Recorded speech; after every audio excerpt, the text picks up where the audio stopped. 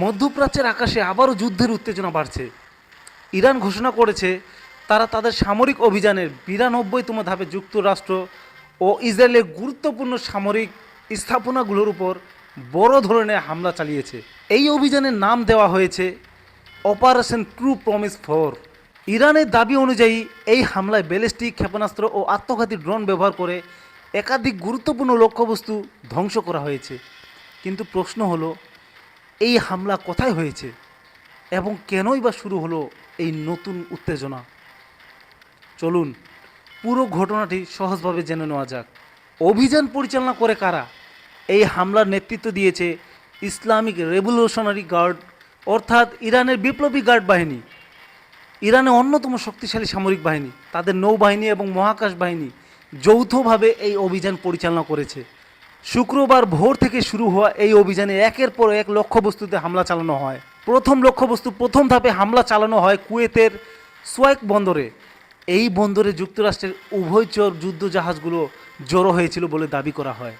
ইরানের বিবৃতি অনুযায়ী ব্যালিস্টিক ক্ষেপণাস্ত্র ব্যবহার করে সেই জাহাজগুলোর অবস্থানস্থলে হামলা চালানো হয়। এই হামলার ফলে সেখানে বড় ধরনের ক্ষতি হয়েছে বলে দাবি করা হয়েছে। দ্বিতীয় ধাপের এরপর হামলা চালানো হয় বাহরাইনের জাবাল আল দখান এই পাহাড়ে। এখানে একটি দীর্ঘ পাল্লার আগাম সতর্কীকরণ রাডার স্থাপন করা ছিল। ইরান দাবি করেছে ড্রোন হামলার মাধ্যমে এই রাডারটি ধ্বংস করা হয়েছে। বিশেষজ্ঞরা বলছেন এমন রাডার ধ্বংস হলে আকাশপথের নজরদারিতে বড় ধরনের সমস্যা হতে পারে। ইসরায়েলের ঘাঁটিতে হামলা, এরপর হামলা চালানো হয় ইসরায়েলের একটি গুরুত্বপূর্ণ সামরিক ঘাঁটিতে। এই ঘাঁটির নাম রামাত ডেভিড এয়ারবেস। এই ঘাঁটিতে ইসরায়েলের F-16 যুদ্ধ বিমান স্কোয়াড্রন অবস্থান করে। ইরানের দাবি অনুযায়ী দুটি ব্যালিস্টিক ক্ষেপণাস্ত্র এই ঘাঁটিকে লক্ষ্য করে নিক্ষেপ করা হয়। তেল আবিবে বড় আঘাত, এরপর শুরু হয় আরও বড় আকারের ক্ষেপণাস্ত্র হামলা।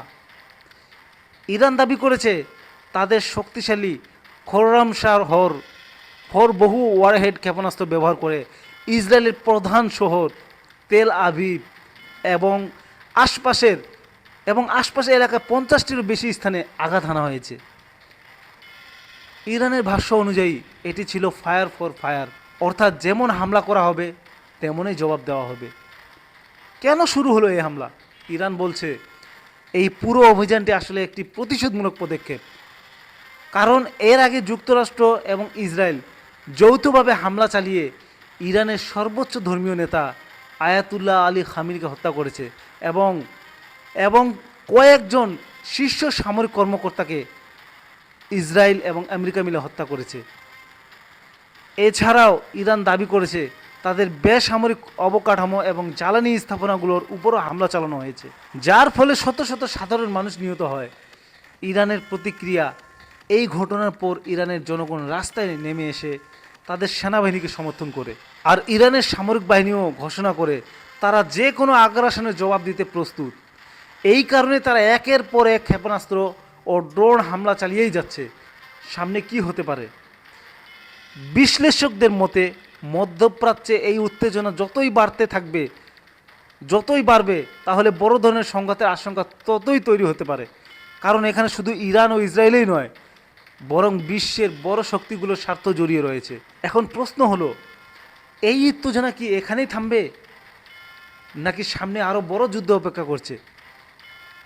আপনার কি মনে হয়, মধ্যপ্রাচ্যের এই পরিস্থিতি কি বড় যুদ্ধের রূপ নিতে পারে? আপনার মতামতগুলো অবশ্যই কমেন্টে জানাবেন। আর ভিডিওটি যদি আপনাদের ভালো লেগে থাকে অবশ্যই শেয়ার করবেন, যেন সবাই এই ভিডিওটি সম্পর্কে এবং সবাই যেন এই তথ্যটি জানতে পারে।